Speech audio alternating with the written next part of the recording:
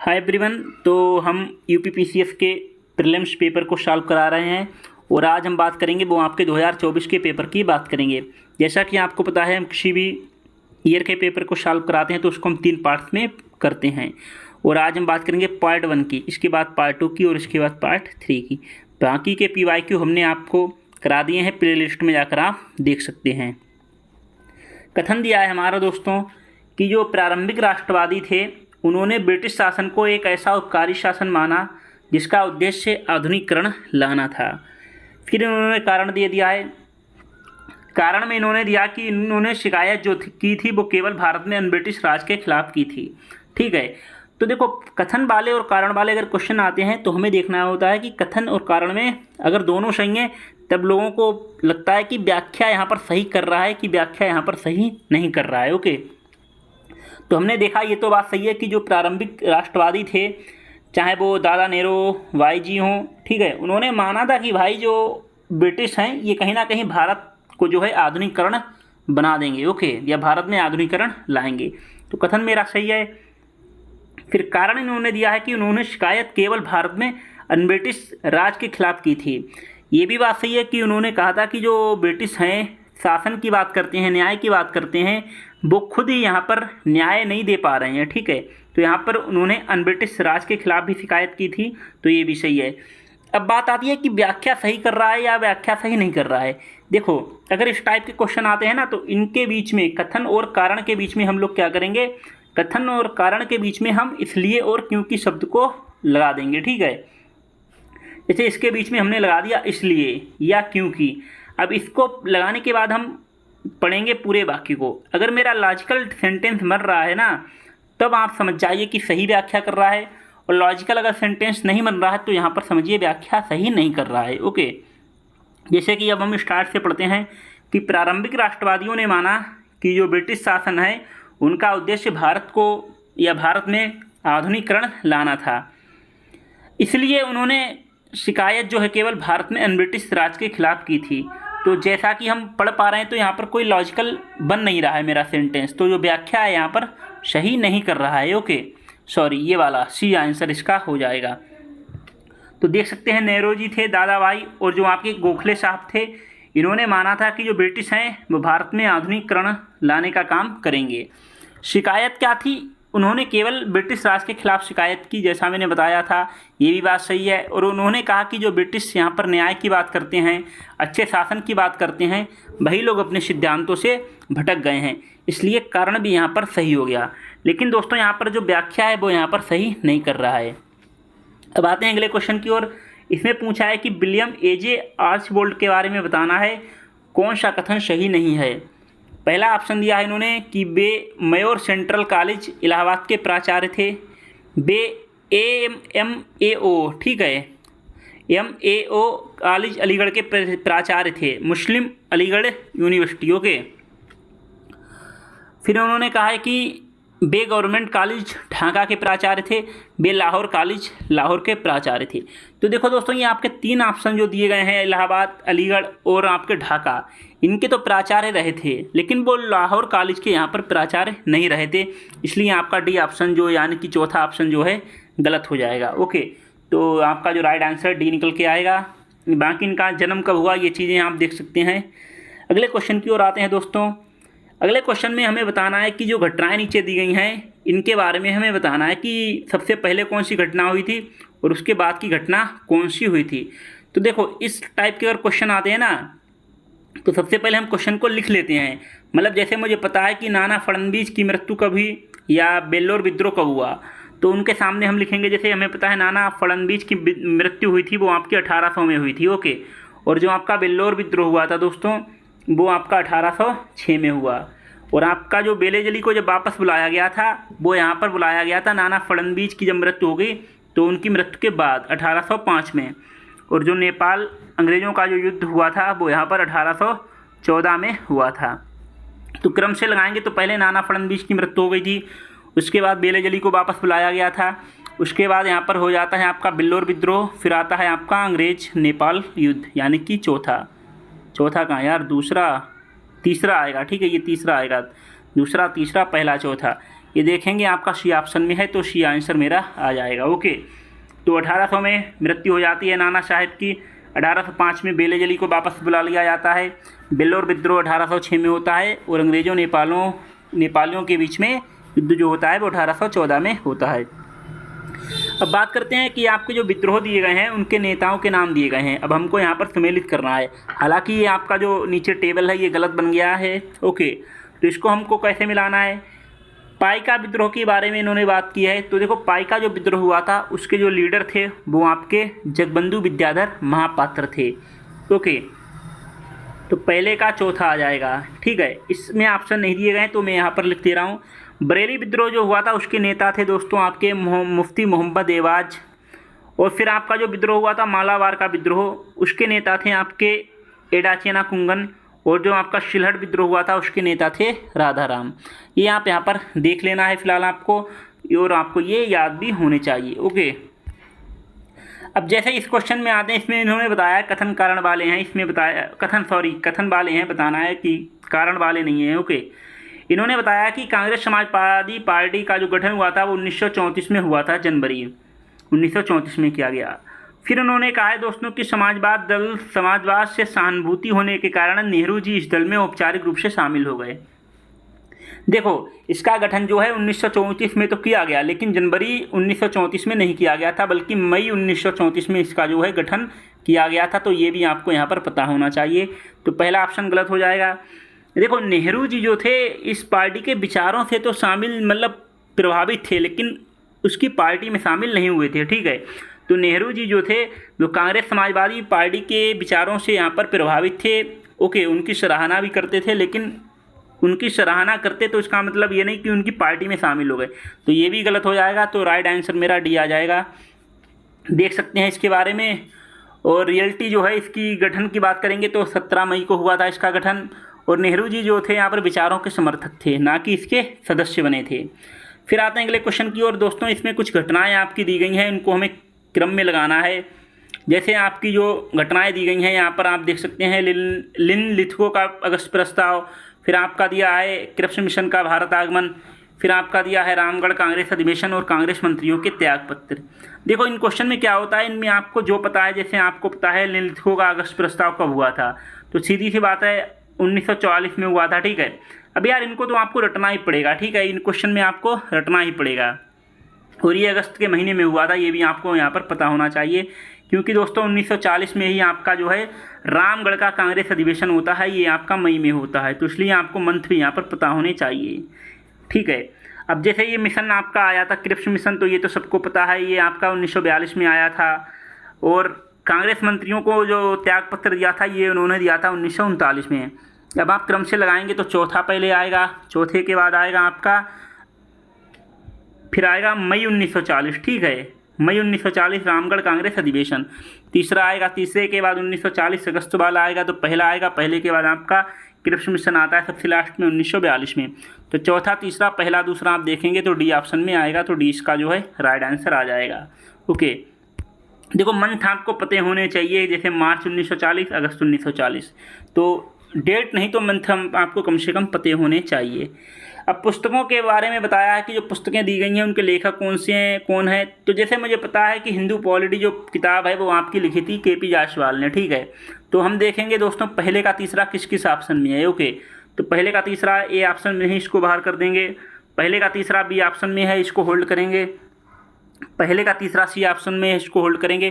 पहले का तीसरा डी ऑप्शन में नहीं है, इसको भी हम बाहर कर देंगे। तो बी और सी मेरे जो ऑप्शन है वो आपके यहाँ पर बचे हैं। अब जैसे कि मुझे पता है कि जो यार, अब आप इनमें से दूसरा कोई ऑप्शन देख लें। ठीक है, तो इनमें से अगर आप कोई दूसरा ऑप्शन देखेंगे, जैसे एग्जांपल के लिए आपको पता है the wonder that was India जो पुस्तक है उसके लेखक ए.एल. बासन भाई साहब हैं। तो अब देखना है कि बी का दूसरा मेरा इन दो ऑप्शन में है कि नहीं। तो बी का दूसरा इस ऑप्शन में है, इसमें भी है। ठीक है, अब मुझे एक और देखना है।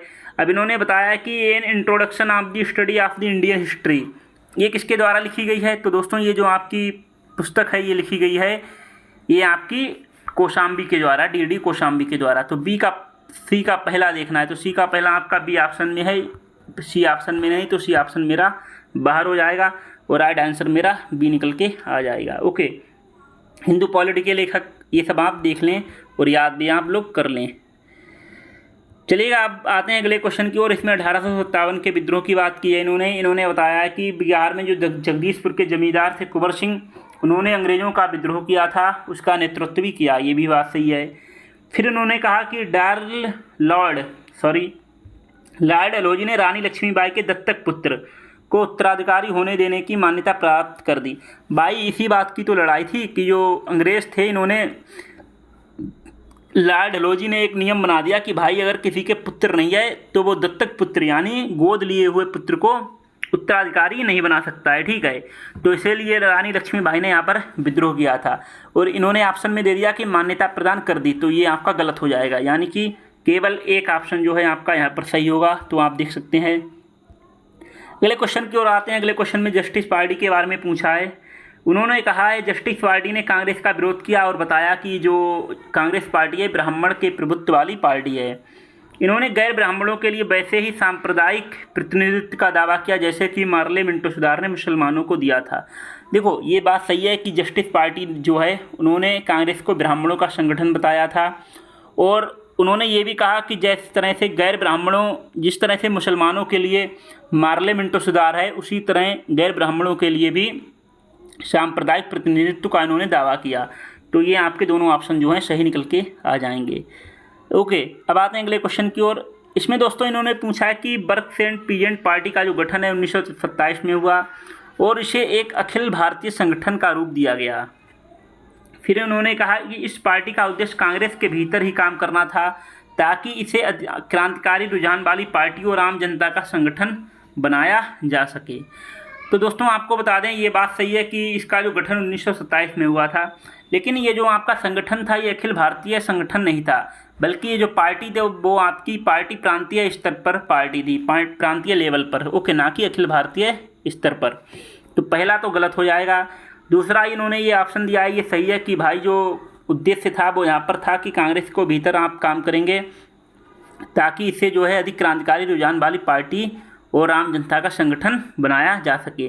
तो केवल 2 ऑप्शन आएगा मेरा सही, तो ये ऑप्शन आप देख सकते हैं। अगले क्वेश्चन की ओर आते हैं दोस्तों। अगले क्वेश्चन में इन्होंने पूछ लिया है जिस तरह से कि जो आपकी घटनाएं दी गई हैं इनके बारे में बताना है और उनको कालक्रम में हमें लगाना है। जैसे आपकी दी है ईस्ट इंडिया एसोसिएशन, ठीक है। तो ईस्ट इंडिया एसोसिएशन का गठन आपका हुआ था 1866 में, तो आप इसको आगे लिखते जाएं कब कब किसका गठन हुआ। और नेशनल इंडियन एसोसिएशन का जो गठन हुआ था दोस्तों वो आपका हुआ था 1870 में, ठीक है। फिर आपका इंडियन सोसाइटी का गठन हुआ था वो दोस्तों हुआ था 1872 में। और उसके बाद अगर बात करेंगे इंडियन एसोसिएशन की, तो इंडियन एसोसिएशन का गठन हुआ था 1876 में। तो ये आपके क्रम से ही लगे हुए हैं, इन्होंने क्रम से लगाने से पूछ लिए हैं। तो राइट आंसर जो निकल के आएगा 1 2 3 4 वो आपका ए ऑप्शन में आ जाएगा। ओके, आते हैं अगले क्वेश्चन की ओर। इसमें इन्होंने बताया है कि विचार करना है और उनको हमें क्रम में लगाना है। जैसे इन्होंने पूछ लिया है कि भाई जो रॉयल भारतीय नौसेना विद्रोह हुआ था वो हमें बताना है, इसका गठन कब हुआ है और कैबिनेट मिशन की घोषणा कभी, तो ये हमें क्रम में लगाने हैं। जैसे मुझे पता है रॉयल भारतीय नौसेना विद्रोह जो हुआ था वो आपका 1946 में हुआ था फरवरी में, ठीक है। देखो दोस्तों मैंने कहा मंथली वाले आपको महीने तो पता होने चाहिए। फरवरी 1946 में गठन हुआ था। कैबिनेट मिशन की घोषणा कब हुई थी तो इसकी बात करेंगे तो कैबिनेट मिशन की घोषणा हुई थी आपकी मार्च 1946 में। ओके, अंतरिम सरकार का गठन कब हुआ ये तो आप सबको पता ही होगा, 1946 में हुआ था सितंबर में। देख रहे हो पूरा इन्होंने सारे काम 1946 में हुए हैं लेकिन मंथ का थोड़ा डिफरेंट है। तो इस तरह से क्वेश्चन पूछता है पीसीएस, तो ये आपको यहाँ पर पता होना चाहिए। ब्रिटिश संसदीय प्रतिनिधि मंडल की बात करेंगे तो ये आपका 1945 में हुआ था। अब हमें क्रम में लगाना है तो आपका चौथा ऑप्शन पहले आएगा सबसे पहले, ठीक है। तो चौथा ऑप्शन इसमें नहीं है तो ये बाहर कर देंगे, इसमें इसको होल्ड करेंगे। सी ऑप्शन में है इसको भी होल्ड करेंगे, डी ऑप्शन में है डी को भी होल्ड करेंगे। अब जो नौसेना विद्रोह हुआ ये फरवरी में हुआ था, तो फरवरी में हुआ था आप देख सकते हैं ये, यानी कि चौथे के बाद पहला मेरा बी ऑप्शन में नहीं है, इसको बाहर कर देंगे। चौथे के बाद पहला मेरा सी ऑप्शन में नहीं है, इसको भी बाहर करेंगे। चौथे के बाद पहला मेरा डी ऑप्शन में है तो इसको हम लगाएंगे, यानी ये मेरा राइट आंसर निकल के आ जाएगा। बाकी ये सब चीज़ें आप देख सकते हैं। अगले क्वेश्चन की ओर आते हैं। इसमें बताया है इन्होंने सहमति की आयु अधिनियम जो 1891 में आया, इस पर हमें विचार करना है। इन्होंने बताया ये बॉम्बे के पारसी सुधारक बहराम जी मालबारी थे जिन्होंने इस कानून की वकालत की थी। ये बात सही है क्योंकि 10 वर्ष की जो बच्ची थी उसका विवाह होता है तो उसके बाद उसकी मृत्यु हो जाती है, तो इसलिए बात उसके बाद ये कानून आया था। और इस अधिनियम को बाल गंगाधर तिलक ने जो है इसका समर्थन दिया। देखो यहाँ पर ये गलत हो जाएगा क्योंकि दोस्तों यहाँ पर तिलक ने इसका समर्थन नहीं दिया था, बल्कि तिलक ने इसका जो है वो यहाँ पर विरोध किया था। ओके, और इन्होंने कहा कि भाई अंग्रेज जो है भारतीय कानून में हस्तक्षेप नहीं कर सकते हैं। तो राइट आंसर मेरा निकल के आएगा केवल एक आंसर हो जाएगा इसका राइट। ये आप यहाँ पर देख सकते हैं, तिलक ने विरोध किया था कि ये ब्रिटिश हस्तक्षेप मानते थे, इसलिए इन्होंने इसका विरोध किया था। अगले क्वेश्चन की ओर आते हैं दोस्तों। यहाँ पर बताना है हमें, सुमेलित करना है कि भाई जो यात्री आए थे उनको हमें क्रम में लगाना है, क्रोनोलॉजिकल ऑर्डर में। ओके, अब जैसे भाई पता है इशिंग कब आए, बरूनी साहब कब आए, हेनसांग फायान कब आए। तो देखो फायान आए थे आपके 5वीं सदी में, ठीक है।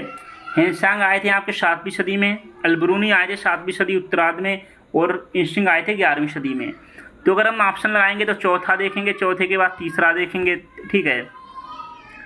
फिर उसके बाद आपके इशिंग आए थे, अलबरूनी आए थे आपके 11वीं सदी में, और जो आपके आए थे इशिंग 7वीं सदी में। तो इसका जो राइट आंसर आएगा वो आपका डी निकल के आएगा, ठीक है। तो ये देख सकते हो डी आंसर आएगा। 5वीं सदी में फायान आते हैं, 7वीं सदी में आते हैं हेनसांग, 7वीं सदी के उत्तरार्ध में आते हैं इशिंग, और 11वीं सदी में आते हैं अलबरूनी। अगले क्वेश्चन में दोस्तों आते हैं। अगले क्वेश्चन में पूछा है कि बंगाल के शासक जो सेन शासक हैं उनको हमें क्रोनोलॉजिकल ऑर्डर में लगाना है, मतलब आरोही क्रम में। ओके, मतलब पहले कौन आया उसके बाद कौन आया, इस तरह से बढ़ते हुए क्रम में। अब जैसे बल्लाल सेन, लक्ष्मण सेन, हेमंत सेन, विजय सेन का क्रम लगाना है। तो देखो अब सबसे पहले हेमंत सेन शासक हुए थे, उनके बाद हुए थे विजय सेन, विजय सेन के बाद हुए थे वहाँ आपके बल्लाल सेन, बल्लाल सेन के बाद हुए थे लक्ष्मण सेन, ठीक है। तो हेमंत सेन यानी कि तीसरा आएगा। हेमंत सेन के बाद दोस्तों आपके आए थे विजय सेन, विजय सेन आएंगे चौथे ऑप्शन में, और आपके बाद आते हैं बल्लाल सेन, बल्लाल सेन आते हैं आपके पहले ऑप्शन में, और आते हैं लक्ष्मण सेन, लक्ष्मण सेन आपके दूसरे ऑप्शन में। तो तीसरा, चौथा, पहला, दूसरा ये आपका ये ऑप्शन में मिलेगा। इनका समय भी आपको यहाँ पर पता होना चाहिए, ठीक है। तो ये समय देख सकते हैं 1905 से 1100 तक ये इनका समय रहता है। अब अगले क्वेश्चन की ओर आते हैं। अगले क्वेश्चन में दोस्तों यहाँ पर इन्होंने पूछ लिया है कि भाई बताना है कि जो घटनाक्रम दिए हुए हैं इनको हमें क्रोनोलॉजिकल ऑर्डर में लगाना है। ओके, अबुल फजल की हत्या, शेख मुबारक की हत्या मतलब मृत्यु, फैजी की मृत्यु, दानियाल की मृत्यु। तो देखो शेख मुबारक की जो मृत्यु होती है दोस्तों वो यहाँ पर हो जाती है 1593 ईस्वी में, ठीक है। तो सबसे पहले इनकी मृत्यु होती है। अबुल फजल की जो हत्या होती है दोस्तों वो आपकी 1602 में होती है। ओके, फैजी की जो मृत्यु होती है वो दोस्तों आपकी 1595 में होती है, और आपकी दानियाल की मृत्यु जो होती है वो आपकी 1605 में मृत्यु होती है। तो क्रम में लगाना है तो पहले शेख मुबारक की मृत्यु होती है तो दूसरा आएगा, उसके बाद देखते हैं फैजी की मृत्यु तीसरा आएगा, फिर हम देखते हैं कि अबुल फजल की हत्या होती है, फिर उसके बाद आता है दानियाल की हत्या। तो दूसरा, तीसरा, पहला, चौथा मेरा किस ऑप्शन में है, तो बी ऑप्शन में आएगा। ओके, लेखक है, पुस्तक है, बताना है लल्लन जी गोपाल के द्वारा कौन सी पुस्तक लिखी गई है। तो देखो लल्लन जी के द्वारा जो पुस्तक लिखी हुई है वो दोस्तों ये आपकी पुस्तक लिखी है the economic life of northern India. Okay, तो हम देखेंगे पहले का दूसरा किस ऑप्शन में है, जिसमें नहीं होगा उसको हम बाहर करेंगे। ए में नहीं है, ए को बाहर करेंगे, बी में नहीं है, बी को बाहर करेंगे, सी में है, और आपका डी में नहीं है, डी को भी बाहर कर देंगे। यानी कि एक ही ऑप्शन से मेरा जो है यहाँ पर निकल के उत्तर आ गया है। ओके, बाकी इनको सबके बारे में आपको यहाँ पर पता होना चाहिए। हम तरीका बताते हैं किस तरह की वजह से क्वेश्चन को आपको सॉल्व करना जाएगा। अब जैसे यहाँ पर इन्होंने पूछ लिया अगले क्वेश्चन में दोस्तों, इसमें हमको आपको बताना है कि जो बलबन ने अपने शासन को सुदृढ़ बनाया और संपूर्ण सत्ता अपने हाथों में केंद्रित कर ली, ठीक है। उसके बाद दोस्तों इन्होंने बताया कि भाई जो आपके उत्तर पश्चिम सीमा को मंगोल आक्रमणों से सुरक्षित करना चाहता था, ये बताना है। देखो बात तो सही है, जैसे कथन इसमें सही है कि जो बलबन है अपने शासन और सत्ता को अपने हाथों में केंद्रित कर लिया था, और ये उत्तर पश्चिमी सीमा को मंगोल आक्रमण से सुरक्षित करना चाहता था, ये भी सही है। अब देखो हमने बताया अगर कथन कारण आपके दोनों सही हैं तब कैसे पता लगेगा कि व्याख्या सही कर रहा है कि व्याख्या सही नहीं कर रहा है। तो सबसे बढ़िया तरीका हमने बताया है आपको, इस कथन और कारण के बीच में हमें इसलिए या क्योंकि शब्द बीच में ऐड करना है, फिर हमें पूरे वाक्य को पढ़ना है। अगर लॉजिकल वाक्य मेरा बन रहा है तब तो सही हो जाएगा, और लॉजिकल वाक्य नहीं बन रहा है तो व्याख्या नहीं कर रहा है। फॉर एग्जाम्पल के लिए हम पढ़ते हैं, हम लगाते हैं पहले इसलिए शब्द को। जैसे बलबन ने अपने शासन को सुदृढ़ बनाया और संपूर्ण सत्ता अपने हाथों में केंद्रित कर ली, इसलिए वह उत्तर पश्चिम सीमा को मंगोल आक्रमणों से सुरक्षित करना चाहता था। तो गलत है भाई, क्योंकि यहाँ पर लॉजिकल सेंटेंस नहीं बन रहा है। अब क्योंकि शब्द लगा के हम देखते हैं, तो बलबन ने अपने शासन को सुदृढ़ बनाया और संपूर्ण सत्ता अपने हाथों में केंद्रित कर ली, क्योंकि वह उत्तर पश्चिम सीमा को मंगोल आक्रमणों से सुरक्षित करना चाहता था। तो देखो, इसका रीजन ये नहीं कि उसने सत्ता इसलिए हासिल की कि भाई साहब मंगोल यहाँ पर हमला ना कर दें, बल्कि भाई वो राजपाट अपना औरा बनाने के लिए उसने यहाँ पर सत्ता अपने हाथों में ली थी। तो दोनों सही हो जाएंगे और व्याख्या यहाँ पर सही नहीं हो जाएगी। ओके, तो इसका जो राइट आंसर आएगा वो आपका बी निकल के आएगा कि सही तो दोनों हैं लेकिन व्याख्या सही नहीं कर रहे हैं। अब दोस्तों यहाँ पर निबंधकार हैं, बताना है कि किसने कौन सा निबंध लिखा है। जैसे देवन भट्ट के बारे में बताना है, इनका निबंध कौन सा है। तो देखो, देवन भट्ट का निबंध जो है स्मृति चंद्रिका। तो देखते हैं पहले का चौथा किस ऑप्शन में है, जिसमें नहीं होगा उसको बाहर करेंगे हम। ए ऑप्शन में है, इसको होल्ड करेंगे। बी ऑप्शन में नहीं है, इसको बाहर कर देंगे। सी ऑप्शन में भी नहीं, इसको बाहर करेंगे। डी ऑप्शन में भी नहीं, इसको हम बाहर कर देंगे। ओके, अब कुछ लोग कहेंगे आपको देवन भट्ट पता था इसलिए आपने बता दिया। भाई आप दूसरा उठा के देख लो, आप हेमाद्री की बात कर लो। हेमाद्री का जो ग्रंथ है वो आपका चिंतामणि है, चतुर्वर्ग चिंतामणि। तो देखना है बी का तीसरा किस किस ऑप्शन में है। इसी तरह से ना आपको जो पता है उसी तरह से आप इसको हल कर सकते हैं। ओके, मैं आपको यहाँ पर एक एक क्वेश्चन देखो समझाने का प्रयास कर रहा हूँ कि किस तरह से क्वेश्चन यहाँ पर हल किए जाते हैं। ऐसा नहीं है सारे फैक्ट आप रटेंगे ही, रटने से काम नहीं चलेगा। भारत पर तुर्की आक्रमण सफल हुआ था, सही बात है। उत्तर भारत में राजनीतिक एकता नहीं थी, सीधी सी बात है। यहाँ पर जब राजनीतिक एकता ही नहीं थी तभी तो यहाँ पर तुर्की आक्रमण सफल हो गया, तो सही है और व्याख्या भी सही कर रहा है। शिवाजी को बड़े देशमुखों के विरोध का सामना करना पड़ा, रीजन इन्होंने बताया ये देशमुख स्वतंत्र मराठा राज्य के पक्ष में नहीं थे और बीजापुर के सामंत में ही बने रहना चाहते थे। तो देखो, ये तो बात सही है, शिवाजी को यहाँ पर जो बड़े देशमुख थे उनके विरोध का भी इनको सामना करना पड़ा। और ये भी बात सही है कि जो देशमुख थे वो यहाँ पर मराठाओं के पक्ष में नहीं थे, क्योंकि मराठा स्वतंत्रता की बात कर रहे थे और वे बीजापुर के सामंती बने रहना चाह रहे थे। तो सही है और यहाँ पर व्याख्या भी सही कर रहे हैं। ओके, अगले क्वेश्चन की ओर आते हैं। जियोग्राफी के क्वेश्चन है, बताना है। इन्होंने बताया कि जो जेट स्ट्रीम है वो यहाँ पर आपकी पूर्वी प्रवाह धाराएँ हैं। पहली बात तो ये गलत हो जाएगा दोस्तों, क्योंकि जो जेट धाराएं हैं वो आपकी पश्चिम से पूर्व दिशा की ओर बहती हैं। और पश्चिम से पूर्व दिशा की ओर क्यों बहती हैं? क्योंकि पृथ्वी हमारी ये आपकी घूर्णन गति के कारण बहती है, क्योंकि हमारी पृथ्वी जो है पश्चिम से पूर्व की ओर घूमती है। तो पहला गलत हो जाएगा। फिर दूसरा ऑप्शन दिया इन्होंने, जेट धाराओं का प्रवाह जो गति है वो 300 से 500 किलोमीटर पर घंटा होती है, ये भी आपका सही है। इनकी गति जो है वो 300 से 500 किलोमीटर पर घंटे होती है और ये बात सही है। और पहला गलत हो जाएगा क्योंकि ये पूर्वी दिशा में नहीं बल्कि पश्चिम से पूर्व दिशा की ओर बहती है। ठीक है, हालांकि देखो कुछ धाराएं जो हैं, आपकी जेट धाराएं हैं वो आपकी पश्चिम दिशा की ओर बहती हैं। ठीक है, तो ये आपका एक गलत हो जाएगा, डी आर सही है, ये आप देख सकते हैं। तो ये पूर्वी दिशा में नहीं बहती हैं बल्कि पश्चिम से पूर्व दिशा की ओर बहती हैं। ओके, तो ये आप देख सकते हैं। प्रभागति के बारे में हमने बता दिया है। अब देश दिए हैं, उनके बारे में कुछ पर्वतों के नाम दिए वो हमें बताने हैं। जैसे स्पेन, फ्रांस में कौन सा पर्वत है। ओके, अब देखो यार, स्पेन मतलब यही है, इसमें आपको बताना है पर्वत कौन सा है। तो इसमें आपका जो पिरेनीज पर्वत है ये आपका इसमें है, स्पेन में। ओके, तो पहले का तीसरा हम देखेंगे किस ऑप्शन में। पहले का तीसरा ये ऑप्शन में नहीं है, बाहर कर देंगे। बी में है, इसको होल्ड करेंगे। इसमें नहीं है, सी ऑप्शन में, इसको बाहर करेंगे। डी में है तो इसको होल्ड करेंगे। अब स्विट्जरलैंड की बात करते हैं। जैसे आपको पता स्विट्जरलैंड में जो है आल्प्स जो पर्वत है वो आपका स्विट्जरलैंड में स्थित है।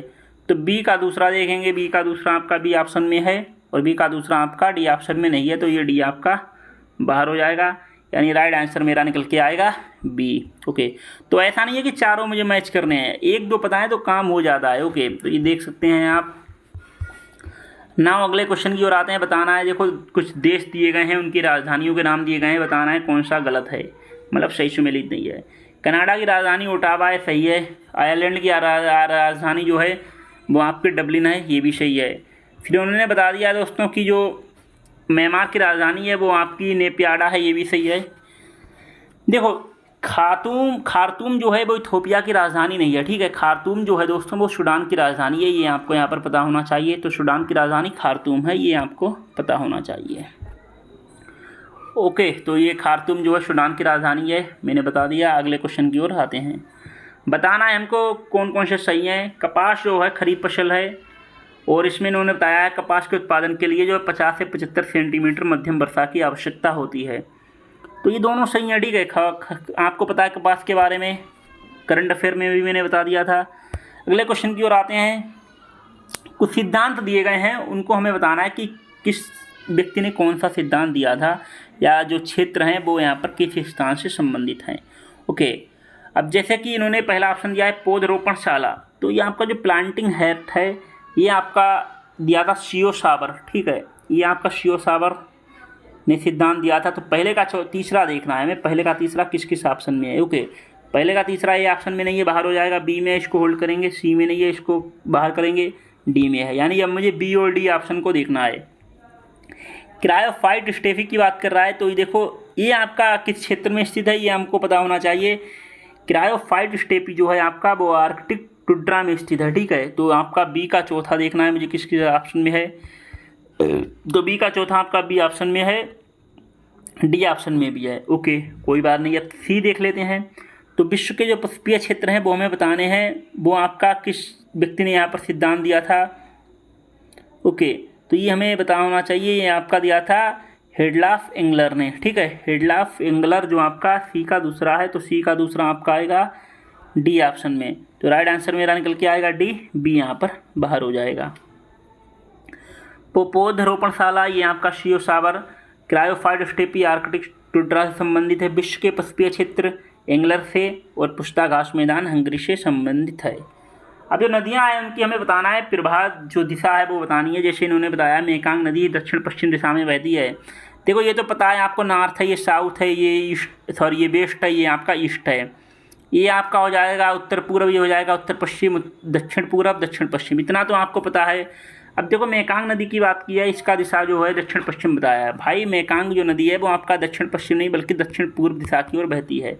और हमसे पूछा क्या सही सुमेलित नहीं है, तो पहला ऑप्शन ही सही निकल के आ गया। तो मेकांग नदी का जो दिशा है वो ऑप्शन में ये दिया गया है दक्षिण पश्चिम, बल्कि वो गलत है, बल्कि मेकांग नदी का जो दिशा है वो यहाँ पर दक्षिण पूर्व है। अब देश के नाम दिए गए हैं और तेल के क्षेत्र के नाम दिए गए हैं, वो हमें बताने हैं, ठीक है। तो उसमें जैसे इराक देश में जो तेल पाया जाता है वो जुबैर क्षेत्र में पाया जाता है, ईरान में हपतकेल में। फिर उन्होंने बताया सऊदी अरब में दहरान में, कुवैत में जो है काशगान में पाया जाता है। देखो ये ऑप्शन गलत हो जाएगा आपका, जो है कुवैत में काशगान नाम का क्षेत्र नहीं है, बल्कि जो काशगान नाम का क्षेत्र है वो आपका कजाकिस्तान में स्थित है, ठीक है। तो गलत ही हमसे पूछा था क्वेश्चन में, बताना है कि सही सुमेलित नहीं है। तो राइट आंसर मेरा निकल के डी आ जाएगा। फिर दोस्तों में बताना है भूमध्य सागरीय जलवायु के बारे में कौन सा सही है। इसमें शीत ऋतु में वर्षा होती है, ठीक है। शीतकालीन अयनांत के कारण वायुदाब पट्टियाँ दक्षिण की ओर खिसक जाती हैं। देखो अब बेसिक चीज़ें बहुत ही ज़्यादा, ये एनसीईआरटी में मैंने पढ़ाया जाता था आपको कि उत्तरी अयनांत क्या है, शीतकालीन अयनांत क्या है, ठीक है। अब ये अगर आपको नहीं पता है ना तो ये क्वेश्चन आप कर नहीं पाएंगे। तो ये आपको अयनांत के बारे में पता होना चाहिए। देखो शीतकालीन अयनांत क्या होता है, ये नॉर्थ पोल होता है, ये साउथ पोल होता है। शीतकालीन अयनांत में क्या होता है, जो सूर्य होता है वो यहाँ पर दक्षिणी ध्रुव की ओर चला जाता है, ठीक है। यानी कि उत्तरी ध्रुव में अब क्या पड़ती है, यहाँ पर ठंड पड़ती है, ठीक है। जिसके कारण वायुदाब पेटियाँ जो हैं वो भी यहाँ पर दक्षिण की ओर खिसक जाती हैं, ओके। तो जिसके कारण क्या है, यहाँ पर शीत ऋतु में वर्षा होती है भूमध्य सागरीय जलवायु में, क्योंकि वायुदाब पट्टियाँ दक्षिण की ओर खिसक जाती हैं, इसलिए सही है। यानी दोनों ऑप्शन सही हैं, तो एक और दो दोनों ऑप्शन सही हो जाएंगे। अगले क्वेश्चन में आते हैं दोस्तों। इसमें पश्चिमी यूरोप के बारे में बताना है, कौन सा कथन मतलब विचार करना है। पश्चिमी यूरोप में सभी महीनों में वर्षा होती है। फिर दूसरा इन्होंने दिया पश्चिमी यूरोप पछुआ पवनों की पेटी के अंतर्गत स्थित है, तो ये भी सही हो जाएगा, दोनों है सही है। क्योंकि जो पश्चिमी यूरोप वेस्ट वाला जो हिस्सा है पश्चिमी यूरोप में, यहाँ पर वर्षा होती है लगभग हर महीने, ये भी बात सही है। और इन्होंने बताया पछुआ पवनों की पेटी के अंतर्गत स्थित है पश्चिमी यूरोप, ये भी यहाँ पर सही है, ठीक है। अगले क्वेश्चन की ओर आते हैं। इसमें बताना है, कथनों पर विचार करना है। इन्होंने बताया कि जो भारत का भौगोलिक क्षेत्र है कृषि वाला, ठीक है, वो यूएसए, चीन और जापान की तुलना में सबसे ज़्यादा है। सही है भाई, सबको पता है भारत कृषि प्रधान देश है। उष्ण मानसूनी क्षेत्र में स्थिति के कारण भारत में वर्ष भर विविधीकृत फसलों उत्पादन होता है, तो ये भी बात सही है, उष्ण मानसूनी क्षेत्र है, तो ये आपका दोनों कथन सही हो जाएगा। अगले क्वेश्चन की ओर आते हैं। बताना है यहाँ पर जो आपके डेक्कन ट्रेप दिए हैं उनकी क्या विशेषताएं हैं और कौन सा कथन जो है सही सुसंगत नहीं है। अब जैसे ऊपरी ट्रेप की मोटाई बतानी है आपको, तो ऊपरी ट्रेप की मोटाई 450 मीटर है, सही है, 400 से 450 अराउंड आ जाता है। निचले ट्रेप की मोटाई 150 मीटर, ये भी सही है। मध्य ट्रेप की मोटाई 1200 मीटर, ये भी सही है।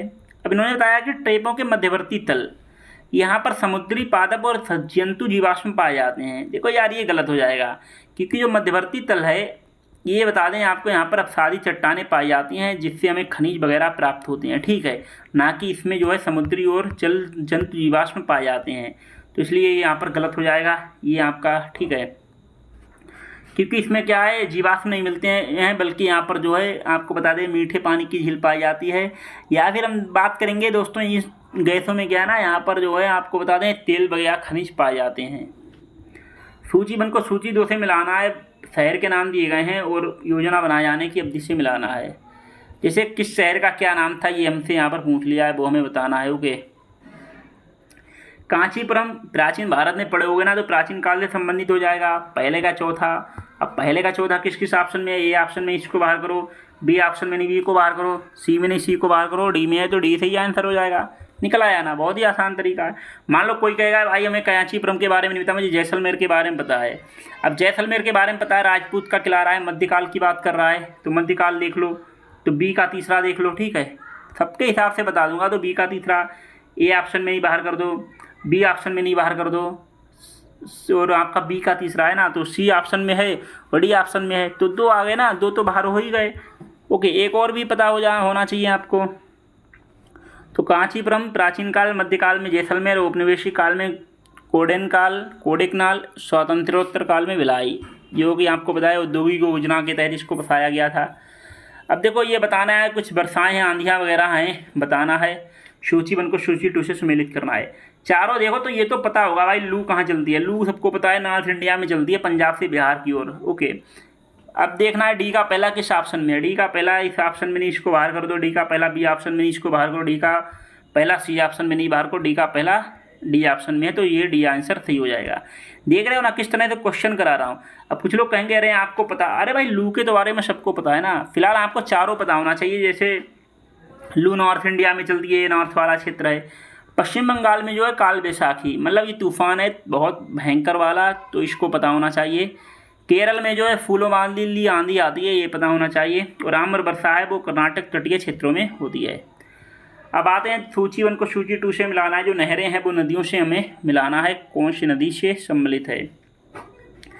अब बहुत ही ज़्यादा इंपॉर्टेंट है ये, ठीक है, इसको आप देख लें। जैसे अब आपका पता है कि भाई गुड़गांव नहर है, तो गुड़गांव नहर ये आपका यमुना से संबंधित है। ऊपरी बाड़ी दोहाव नहर है, ये आपका ऊपरी बाड़ी, अगर दोहाव नहर की बात करेंगे तो ये आपका रावी नदी से संबंधित है, ठीक है। तो पहले का चौथा देख लो, पहले का चौथा ए ऑप्शन में इसको बाहर करो, बी ऑप्शन में इसको होल्ड करो, सी ऑप्शन में इसको होल्ड करो, डी में नहीं है, डी को बाहर करो। अब गुड़गांव नहर आपका यमुना में स्थित है, तो सी का दूसरा देख लो। सी का दूसरा आपका इसमें नहीं है, बी ऑप्शन में, इसको बाहर करो। सी का दूसरा सी ऑप्शन में, तो सी आंसर निकल के आ जाएगा, ठीक है। देख रहे हो किस तरह से क्वेश्चन सॉल्व हो रहे हैं। तो देखो मेन रीजन पता क्या है, सारे कॉन्सेप्ट फैक्चुअल आप सारे रट नहीं सकते हैं, तो आपको समझना भी पड़ेगा और कुछ फैक्ट आपको पता भी होने चाहिए, कुछ फैक्ट आपको रटने भी पड़ेंगे। तो तीनों चीज़ें आपको पता होनी चाहिए, तब क्वेश्चन जाके सॉल्व होंगे। ओके, अब मुझे या सही सुमेलित नहीं है बताना है। धान उत्पादन की पश्चिमी सीमा निर्धारित करने वाली जो आपका समवर्षा है वो 100 सेंटीमीटर है, सही है। चावल उत्पादन के अधिकतम क्षेत्रफल वाला राज्य है, सबसे ज़्यादा क्षेत्रफल के हिसाब से जो सबसे ज़्यादा चावल उत्पादन होता है वो उत्तर प्रदेश में, सही है। वह राज्य जहां एक वर्ष में चावल की 3 फसलें उगाई जाती हैं, पश्चिम बंगाल, सही है। भारत के कुल चावल उत्पादन में बिहार का उत्पादन 15.7, ये यार बिहार में कहाँ, बिहार में योगदान 15.7% का, ये गलत हो जाएगा, इसका तो 5% के राउंड है। ओके, तो ये आपको यहाँ पर पता होना चाहिए। अगले क्वेश्चन में आते हैं। देखो कथन दिया है, कारण दिया है, बताया लाल मिट्टी भारत के दूसरे सबसे बड़े मृदा समूह को दर्शाती है, ये तो बात सही है। जलोढ़ मृदा के बाद सबसे दूसरे नंबर पर जो मृदा है वो आपकी लाल मिट्टी है। फिर कहा कि लाल मिट्टी काली मिट्टी को, यानी कि ये लाल मिट्टी है, ये आपकी लाल मिट्टी जो है काली मिट्टी को, ये काली मिट्टी है, इसको दक्षिण में, पूरब में और उत्तर दिशाओं से घेरी हुई, यानी ये आपकी काली मिट्टी है, तो ये लाल मिट्टी इधर से घेरी रहती है। अब ठीक है, तो इन्होंने बताया कारण सही है। अभी एक ये रीजन थोड़ी है कि दूसरे समूह को दर्शाएगी, ठीक है भाई, उसका रीजन ये दूसरे समूह, इसका कोई मतलब लॉजिक नहीं बनता है कि ये अगर तीनों दिशाओं से घेरी हुई है तो ये दूसरे नंबर पे आएगी पूरे भारत में। ओके, ये गलत हो जाएगा। मतलब कथन कारण तो सही है, व्याख्या नहीं सही कर रहा है। ये तो बात सही है कि भाई जो है यहाँ पर, एक मिनट आपको फिर से यहाँ पर थोड़ा सा समझाने का प्रयास करता हूँ। जैसे कि फॉर एग्जाम्पल, ठीक है, मानते हैं जो है काली मृदा, ये आपकी काली मृदा है, ये यहाँ पर दक्षिण की तरफ से घेरे हुए है, पूरब की दिशा से घेरे हुए है, और ये आपको उत्तर की दिशा से घेरे हुए है। अब ये अगर तीन दिशाओं से घेरे हुए तो इसका मतलब ये थोड़ी है भारत की दूसरी सबसे बड़े मृदा समूह को दर्शाएगी। ठीक है, तो घेरे हुए है ये तो बात समझ में आती है, लेकिन घेरे हुए है तो इसका मतलब ये नहीं है कि दूसरे सबसे बड़े समूह को दर्शाएगी। ठीक है, तो कारण सही है लेकिन व्याख्या सही नहीं कर रहा है। ओके, तो ये समझिएगा आप लोग। अब ये क्वेश्चन आते हैं, इसमें देखो यहाँ पर ये पूछ लिया इन्होंने, बताना है कि एल्यूमिनियम षड्यंत्र जो दिए गए हैं उसमें से आपको बताना है कि कौन सा राज्य में है। ओके, अब जैसे इन्होंने बताना है कि कौन सा सही सम्मेलन नहीं है। भाई सही सम्मेलन नहीं है वो बताना है, पूरा पढ़ें। हीराकुंड ओडिशा में स्थित है, सही है। अलुपुरम अल्वे केरल में स्थित है, सही है। मूरी छत्तीसगढ़ में स्थित है, ये गलत हो जाएगा। देखो मूरी जो है आपका वो छत्तीसगढ़ में स्थित नहीं है, बल्कि मूरी जो है वो आपका झारखंड में स्थित है। बेलगावी कर्नाटक में स्थित है, सही है। पूछा था हमसे, गलत ही निकल के आया बी ऑप्शन, तो बी ऑप्शन सही हो जाएगा। ओके, तो बी ऑप्शन जो है यहाँ पर गलत हो जाएगा। अगले क्वेश्चन की ओर आते हैं। इसमें राष्ट्रीय उद्यान दिए गए हैं, बताने किस राज्य और संघ क्षेत्र राज्य में स्थित हैं। सही सम्मिलित नहीं है, देख रहे हैं सारे क्वेश्चन पूछ रहा है सही सम्मिलित नहीं है, सही सम्मिलित नहीं है, ये बताने हैं। शिमलीपाल उड़ीसा में स्थित है, सही है। बांदीपुर कर्नाटक में स्थित है, सही है। राजाजी उत्तराखंड में स्थित है, सही है। पिनबेली देखो जम्मू कश्मीर में नहीं स्थित है, पिनबेली जो है आपका वो हिमाचल प्रदेश में स्थित है। तो डी ऑप्शन निकल के आ जाएगा, डी ऑप्शन सही हो जाएगा। ओके, क्योंकि हमसे पूछा ही था कि सही सम्मिलित नहीं है। नाउ नेक्स्ट क्वेश्चन की ओर बढ़ते हैं। अब कथन के बारे में बताना है, कारण के बारे में बताना है। हिमालय अभी भी ऊंचे हो रहे हैं, भाई सीधी सी बात है, आपको सबको पता है। देखो ये क्वेश्चन जो है ना, ये बेसिक से क्वेश्चन है, ठीक है। एनसीईआरटी अगर पढ़ेंगे ना तो ये सारा आपको बताया हुआ है। तो इन्होंने बताया हिमालय अभी भी ऊंचे हो रहे हैं, सही है। रीजन, भारतीय जो टेक्टोनिक प्लेट है वो यूरोशियन प्लेट से टकरा रही है। देखो जो आपकी जो भारत की यूरोशियन प्लेट है वो भारतीय टेक्टोनिक प्लेट से टकरा रही है। अब भारतीय टेक्टोनिक प्लेट की अगर बात करेंगे तो इसी रीजन से यहाँ पर जो है हिमालय ऊंचे हो रहे हैं, तो यहाँ पर सही व्याख्या भी कर रहा है। ओके, अगले क्वेश्चन की ओर आते हैं। कोयला भंडार दिए गए हैं, बताने किस राज्य में स्थित है। जैसे उत्तर है, उत्तर आपका जो कोयला भंडार है वो कहाँ स्थित है बताओ। ये आपका झारखंड में स्थित है, ठीक है। तो पहले का चौथा देख लो किस किस ऑप्शन में। पहले का चौथा ए ऑप्शन में, बी ऑप्शन में, सी में नहीं है, इसको बाहर करेंगे। डी में नहीं है, डी को बाहर करेंगे। दो ऑप्शन में निकल के आ गए, ठीक है। अब जैसे इब नदी है, इब नदी के बारे में पता होना चाहिए। इब नदी आपकी उड़ीसा में स्थित है। अब देख लो बी का तीसरा किस किस ऑप्शन में है। बी का तीसरा ए में भी है, बी में भी है। ये तो दोनों पहले से ही बाहर हो गए थे। तातापानी रामकोला आपको बताना है कोयला भंडार कहाँ है। तातापानी रामकोला आपका भंडार छत्तीसगढ़ में स्थित है, ठीक है। तो सी का दूसरा देख लो, सी का दूसरा आपका बी ऑप्शन में सही है, तो बी ऑप्शन निकल के आ जाएगा। तो ये आपको एक एक चीज़ पता होनी चाहिए, ठीक है। बाकी पते आपको चारों होना चाहिए। अब ये बता इसलिए तरीका रहा हूँ, मान लो एग्जाम में तो आपको मान लो कभी कोई चार ऑप्शन में सिर्फ दो ही पता है कि दो पढ़ के आए हैं, दो नहीं पता है। अब ऐसा नहीं है दो नहीं पता है तो आप क्वेश्चन को छोड़ के आगे बढ़े आए हैं। भाई दो पता है तो दो से कैसे आंसर निकाला जाएगा, वो तरीका मैंने यहाँ पे बता दिया है। ओके, देखो पश्चिम से पूर्व की ओर बहने वाले इनका क्रम बताना है हमें। पर्वत दिए गए हैं जो आपके, उनके बारे में बताना है। जैसे यार इन्होंने बता दिया, जैसे अब मुझे पता है क्रम में लगाना है। जैसे पश्चिम से पूर्व की ओर यानी कि वेस्ट से ईस्ट की ओर लगाना है। ओके, अब जैसे इन्होंने बताया पोंटिक, तो सबसे पहले पोंटिक आएगा अगर आपको बर्ड मैपिंग पता है। उसके बाद जाग्रोश आता है, फिर हिंदू कुश आता है, ये आपका अफगानिस्तान वाले क्षेत्र में तीसरा, फिर आता है काराकोरम, ये भारत में चौथा। तो देखो यह आपका निकल के आएगा दूसरा पहला तीसरा चौथा, दूसरा पहला तीसरा चौथा, दूसरा पहला तीसरा चौथा, यहाँ किसी ऑप्शन में नहीं है, ठीक है। तो ये आपका क्या हो जाएगा, गलत हो जाएगा, ठीक है। तो ये आप राइट आंसर ये आएगा जागरोश, हिंदू कुश, काराकोरम। ये थोड़ा गलत है, पहले पेंटोनिक आएगा उसके बाद जागरोश आएगा, ठीक है। फिर ये दोनों क्रम आपके सही हैं, ठीक है। ये आप देख लें मैप में। फिर आपको ऊपरी गंगा के मैदानी जलवायु क्षेत्र में बताना है, ठीक है। यह केंद्र पश्चिम उत्तर प्रदेश में विस्तृत है, सही है। इस क्षेत्र में सिंचाई तीव्रता 130% से अधिक तथा फसल जो है 40% है, ये भी सही है। तो दोनों ऑप्शन सही निकल के आ जाएंगे। ओके, बाकी डिटेल में देखना है तो पीडीएफ भाई आप लोग ले लेना, पीडीएफ आपको मिल जाएगा हमारी वेबसाइट पे। आप लोग जाएं वेबसाइट पे, आप इसको परचेस कर लें, कूपन यूज कर लें फ्री 100, वरना आपसे पैसे लग जाएंगे। तो फ्री 100 कूपन यूज कर रहे हैं। ओके, अब दर्रों के बारे में बताना है भाई। दर्रों के बारे में देखो यहाँ पर मिलाना है कि सूची 1 को सूची 2 से। ओके, देवशाह दर्रे की बात किया, रोहतांग दर्रे की बात किया, बारालाचा की बात किया, बनिहाल दर्रे की बात किया है इसने। ओके, तो देखो इसमें क्या है ना, इसमें आपको जैसे मुझे पता है कि जो देवासा दर्रा है उसकी ऊंचाई जो है आपकी, उसकी ऊंचाई आपकी आती है टोटल निकल के वो आपकी 5360 मीटर है समुद्र तल से ऊंचाई। ठीक है, तो समुद्र तल से ऊंचाई कितनी है? 5360। तो पहले का पहला देखेंगे किस ऑप्शन में है। पहले का पहला ए में नहीं है, बाहर कर देंगे। बी में नहीं है, इसको रो होल्ड करेंगे। सी में है, इसको होल्ड करेंगे। डी में नहीं है, डी को बाहर कर देंगे। समझ रहे हैं? रोहतांग दर्रे की बात करेंगे तो रोहतांग दर्रे की जो ऊंचाई निकल के आती है वो 3978 मीटर निकल के आती है। तो बी का तीसरा निकल के आएगा आपका सी ऑप्शन में। तो सी ऑप्शन आपका सही हो जाएगा। ओके, समुद्र तल से ऊंचाई कितनी है पता होना चाहिए। जूट के बारे में क्वेश्चन पूछ लिया है, बताना है। कथन दिया है, कारण दिया है, बताना है कौन सा सही है। जूट भारत का स्वदेशी पौधा है, सही है। जूट खरीफ की फसल है जिसे फरवरी जून के बीच में उगाया जाता है और जुलाई से अक्टूबर के मध्य में काटा जाता है। देखो कथन भी सही है, कारण भी सही है। अब पॉइंट पता क्या आता है? अब पॉइंट आता है कि व्याख्या सही कर रहा है कि नहीं कर रहा है, ये हमें बताना है। तो हमारा जैसे कि यहाँ पर कथन भी सही निकल के आया, कारण भी। अब जूट भारत की खरीफ की फसल है इसलिए भारत का स्वदेशी पौधा है, तो ये तो कोई लॉजिक नहीं बनता है। ठीक है, तो इसलिए क्या है, व्याख्या यहाँ पर सही नहीं करता है। ओके, तो बाकी कथन कारण दोनों सही है लेकिन व्याख्या सही नहीं करता है। आते हैं अगले क्वेश्चन की ओर। रामगंगा परियोजना के बारे में बताना है कौन सा सही नहीं है। क्षेत्र की बात की 6 लाख हेक्टेयर, सही है। गढ़वाल उत्तराखंड में स्थित है, ये भी सही है।